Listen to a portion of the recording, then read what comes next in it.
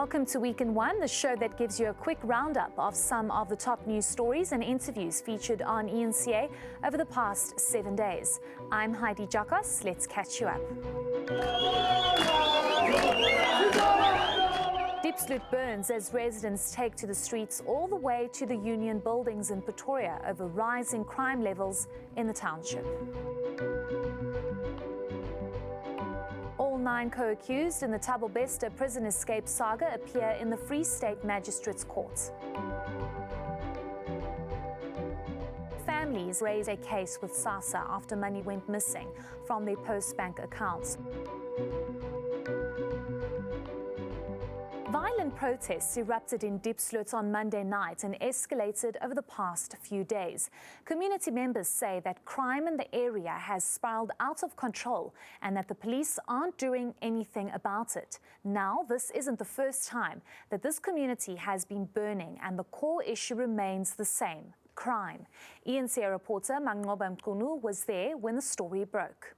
As you can see here behind, the residents are still out and about here in the community. They're going to the various areas here in the various locations here in Diepsloot, where they have been essentially dismantling and breaking in to some of the businesses here that they say are owned by illegal foreign nationals. And they say these are the very, foreign nationals that occupy these particular, stands and stalls and shacks that are behind some of the criminality in this community, that harbor criminal activity in this particular community. I want to show you this side, just where the community members have now gone down, just looking for one of those foreign nationals. We're told that this was one of the people here that had been brandishing a knife when he saw a crowd approaching to his direction. So there is a large group of community members that have now gone in pursuit of this particular person, and we're told that he had managed to run towards that direction where they've now headed to. But Gareth, I can tell you that it's still quite tense here. The scene, as you can see behind me, is still quite chaotic here. There are still quite a number of community members that are out here on the streets, that are protesting on the streets, and they are saying that they will continue with this protest up until their demands are met. But also, some of them, Gareth, saying that they are fed up with trying to speak peacefully with police and authorities to raise these issues, because it doesn't seem like there is any resolution to these issues here in the community, and that's the reason why they've now opted to take the law into their own hands. And just here on this side is one of the shops here in this particular community that was ransacked by the angry protesters that are here on the streets. They had removed some of the items here. They, of course, had also, broken the door here, home to dismantle this particular shack, which they say is among those that they are targeting this afternoon. It started last night, Gareth, where we saw many of the shops here, we saw many of the stalls here that belong to foreign nationals being attacked, and many of them being dismantled and set alight, with community members, of course, saying that they are the main contributors as far as crime is concerned in this community. So, Gareth, we still continue to see the fires here in this area. They are burning on almost every street corner here. Diepsloot residents have vowed to return to the streets if President Cyril Ramaphosa ignores their pleas to address them in person. A group headed to the union buildings on Wednesday and demanded a meeting. ENCA's Manqoba Mqunu was there. A last-ditch effort by Diepsloot residents to end rampant crime in their area. This delegation, consisting of community members and religious leaders, took their frustrations to the president's doorstep. On arrival, though, the gates were shut, but in the end, an official was sent to receive their complaints. Do you have that on writing, that request? Yes. If that will suffice, then... No. We don't give anyone anything. We want someone senior from the office to come and address us. That's number one. Number two, because the township is burning there. And we know these games that they're trying to play, that's sending one person. In the first place, we don't even know who you are. 67-year-old Portia Monakali, one of many victims of crime in Diepsloot, was part of the delegation. Cousin yam yabulawa ubuchopho babungaphandle between 6 and 7.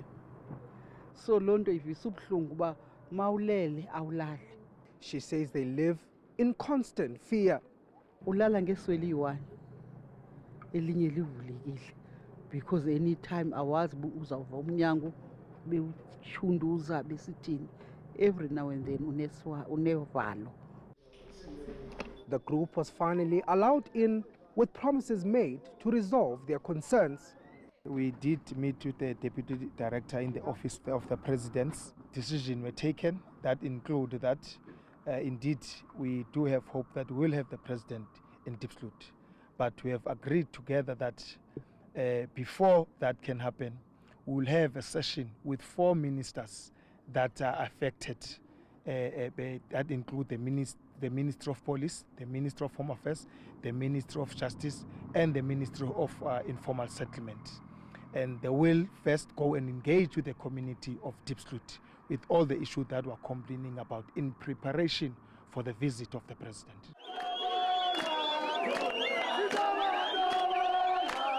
On Tuesday, fed-up residents took to the streets, setting shacks on fire belonging to those they say harbor criminals.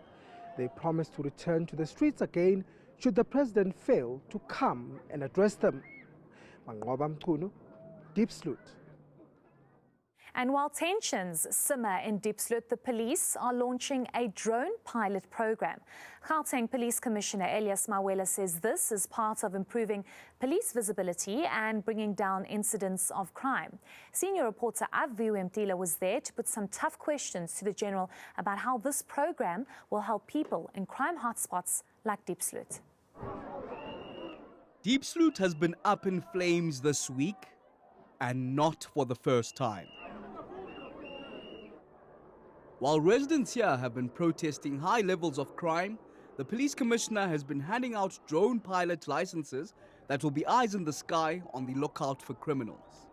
But how will this complement the 6,000 crime prevention wardens that are supposed to be fighting crime in the province? The wardens are there. Remember, they're deployed in different wards in our community to be closer to the communities and also enhance visibility so that the community, they can have somebody to can link up with. But they'll also be having all the tools of trade that actually are needed for them to be available there on the ground. So we're not actually compromising them or putting them in the harm's way, but we are putting everything in place so that then they are visible at night, they have their tools of trade, and they're able to assist community members as and when they need help. But Diepsloot residents say they're yet to see these crime prevention wardens in the area. We have not seen none of them, the warden. We heard that they are here, but we have not seen them. Of course, we need them.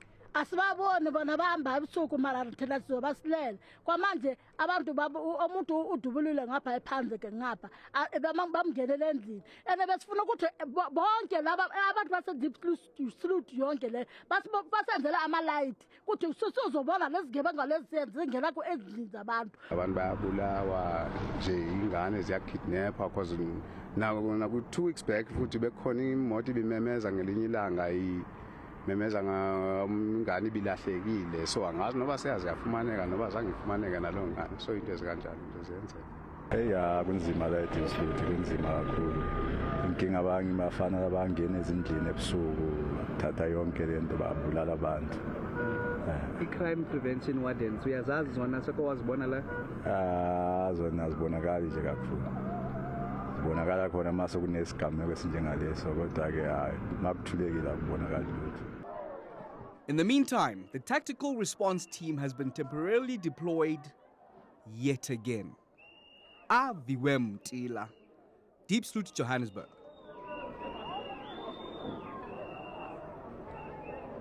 Stay tuned to Week in One. Coming up, we look at some of the big interviews done by anchors this week.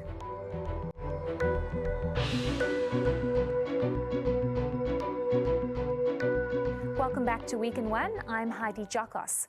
As part of our crime focus this week, our shows were quick to take the story forward with analysis and discussion as news broke that the residents in Diepsloot are blaming foreign nationals for the area's high crime rate. We wanted to get more context. Crime expert and forensic investigator Calvin Rafadi discussed this with ENCA's Masego Ratlaga. Just firstly, the community's demands are not new. But of course, some would argue that Diepsloot is an area that is built so dangerously in terms of, in the context of police being able to go into the streets as the community demands. It's too dark in there and they themselves could be killed, especially this new force that has been appointed by the Premier. The problems of Diepsloot is not the first time we hear of this type of problems. My worry is normally they will spread as far as to Olivenhout, where we call it Stop 11, and even as far as to Alexander, because most of the communities that stay in Diepsloot, they are from either or they've got relatives in Olivenhout and even in Alexander.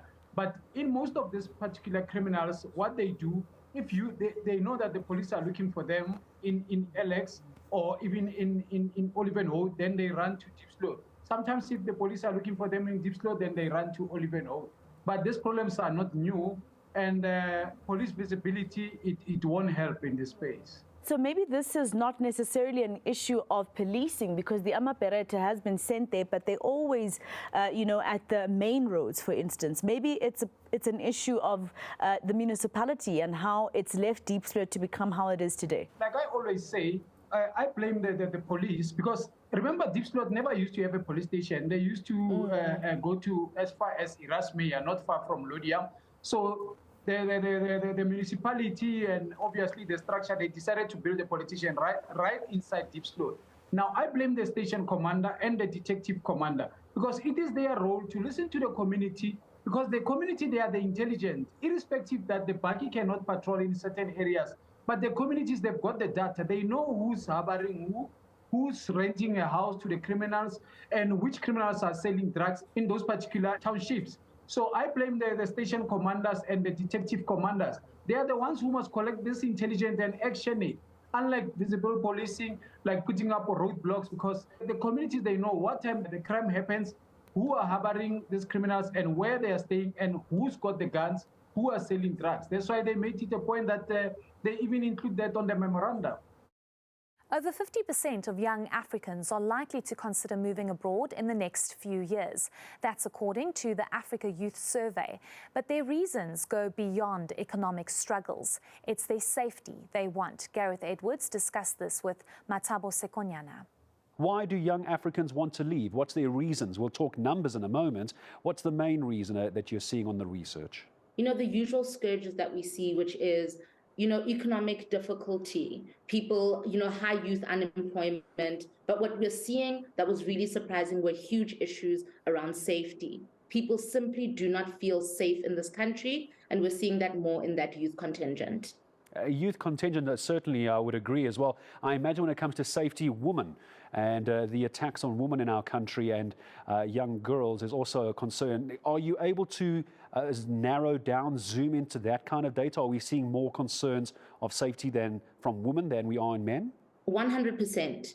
When we look at women, this is the majority of our survey was anyway answered by women, which is testament to the fact that safety is their biggest concern. And then seeing that 81% of the people surveyed, of which I would say between 60 and 70% are women, they are saying that their concerns are GBV and femicide. There's always been a perception, and depending who you talk to when it comes to immigration, some are saying that young people, young Africans, are wanting to leave for better job opportunities. They can simply make more money overseas, A, or B, they can actually get a job overseas. Is that what your research is seeing as well?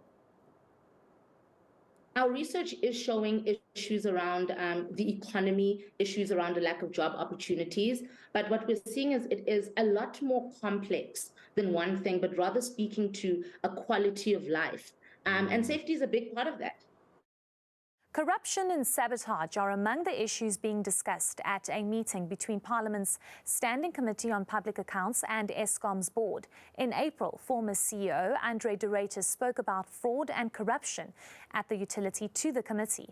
Avi Wempila spoke to Becky Khadebe from Scopa. The Standing Committee on Public Accounts here is hearing of cartels, in fact, that are stealing fuel, stealing electricity, as well as coal, for example, in power stations like Tutuka. We're hearing here that the GM, that's the general manager, had to be accompanied by bodyguards all the time. Some of the revelations, of course, as we hear, this meeting that is with the board of Eskom, and tomorrow we're expecting the CEO of Eskom. But just yesterday, they went and paid a visit to the Tutuka power station. In fact, let me bring in the whip of Scopa here, Becky Khadebe, just to give us insight. Maybe, Becky, thank you for joining us at ENC.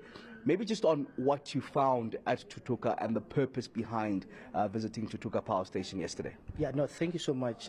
Indeed, upon arrival at Tutuka, one would have been forgiven to think that we're entering a war zone. We were greeted by the army patrolling around and the high number of security, which confirm the reports that we've been receiving that the former group executive there was going around with bodyguards and 24/7 bulletproof vest, and family members were at risk as well. Kids were going to school under heavy security protection.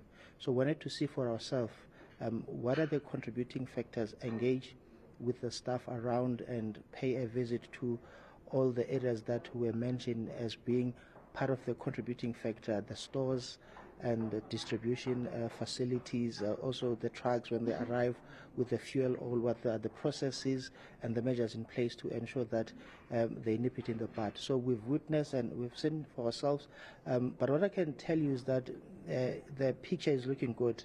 The group executive has been relocated. There's a new general manager as we speak, and he does not go around with bodyguards. It's someone that has been with the Eskom since 1994. He understands the area. There are security measures that have been put in place. I cannot disclose the level of security just to protect the operations at Eskom. But as things stand, there are improvements. But the worrying factor is the energy availability factor at Tutuka. When we were there, only 2 units were fully functional out of 6. The entire power station ought to be producing the 36,000 megawatts, but only 2 units were fully functional. Towards the end of our visit, the 3rd unit came into full swing. After the break, we bring you some of the highlights of the Thabo Bester court saga this week.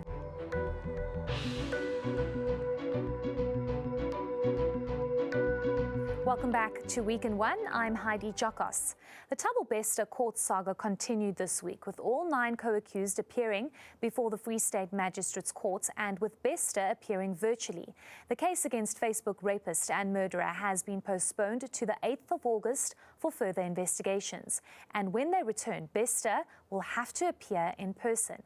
ENCA reporter Slindelo Masikane was in court. Facebook rapist Thabo Bester made a brief virtual appearance in the Bloemfontein Magistrates Court. This time, he was dressed in another luxurious brand, a Louis Vuitton monochrome crewneck worth 18,000 rand. Bester has a new lawyer who's officially come on record.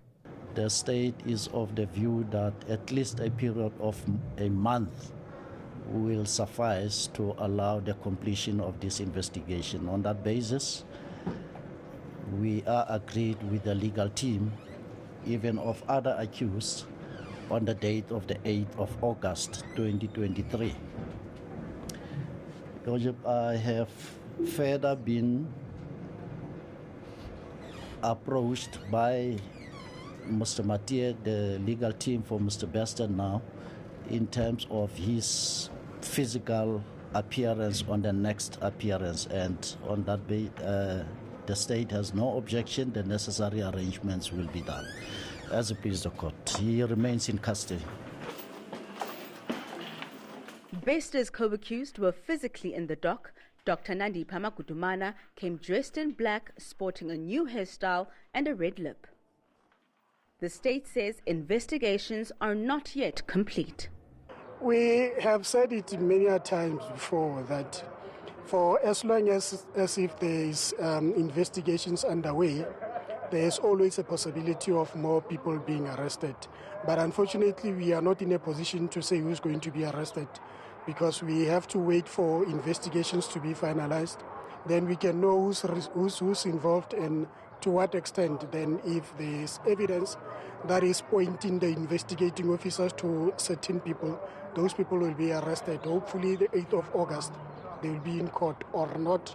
Then we will have an idea as to how far those investigations are. But like the prosecutor said in court, the chances of more people being arrested still exist. The matter will be back in court on the 8th of August. Slinda Lomasigane, Bloemfontein in the Free State. Keeping a close eye on developments during the Bester trial this week, reporter Heidi Giokos was outside Mangaung prison where former G-Force employees gathered for a protest march.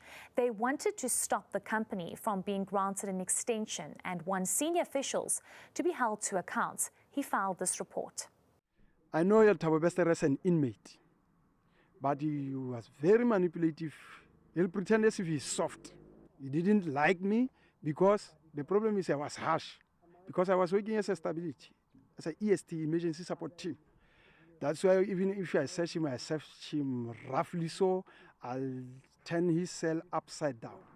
That's how one former employee who was part of the emergency support team at the Mangaung Correctional Center described Thabo Bester, a cunning, connected inmate. Highly connected. And inside here, but not knowing with who. Ask yourself an inmate having noodles in the cell. Then we'll confiscate that noodles. When we come back again, we'll find something like wheat bix. Then cell phones, we'll confiscate them, take them to security office. When we come back, the very same stuff, sometimes we found them again. Then we ask ourselves, how?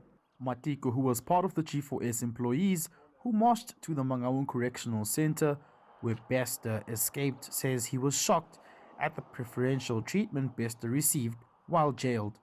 He said this undermined his work as a G4S employee. If the manager, supervisor, they want to search an inmate, they must go with the EST. So our security office, usually they will come here in the night. Security supervisor, security manager, and intelligence office to come and search without coming with the EST. That's where I was lost and asking myself why, since when? The former G4S employees have given the Correctional Services Department 30 days to respond to their demands. Bule Lichuti Jones, Mangaung in Bloemfontein. Two families have raised a case with SASSA after money repeatedly went missing from their post-bank accounts shortly after their grants were deposited. Their cases could be indicative of a bigger problem. I found this story. ENCA is in possession of documents showing how money is being taken out of SASSA beneficiaries' accounts. The document we've seen shows that over 10,000 rand was withdrawn from the beneficiaries' accounts over a 5-month period. While SASSA acknowledges that this is a long-standing issue, the Social Security Agency insists that grants are safe in bank accounts. We have made tremendous progress in terms of following up on these individuals. I know there are those who were arrested, convicted in Mpumalanga some few weeks back. There are those who were found with SASSA cards. And you know that if that card is given to you, it's a government property. It's given to a beneficiary so that the beneficiary is able to access their funds. And no one else has got the right to have a card of a beneficiary. However, there are people who are found with stash of cards of SASSA. The SIU is currently investigating 100 SASSA officials for various irregularities, which also include fraud. So far, over 2 million rand has been recovered, with letters of demand served on over 30 suspects. But the rot is so deep that the SIU is even investigating fleet card managers. Now, the Black Sash is calling on Social Development Minister to urgently address this matter. There seems to be no new ideas with what is happening at SASSA. So we've paid grants a certain way, and then when we couldn't pay grants, the minister then, Batabilet Lamini, outsourced it to CPS, and ever since then, SASSA has not done more to capacitate itself. For now, the elderly and SASSA beneficiaries will just have to bear with the current system, while all the SIU investigations to recover lost funds are underway.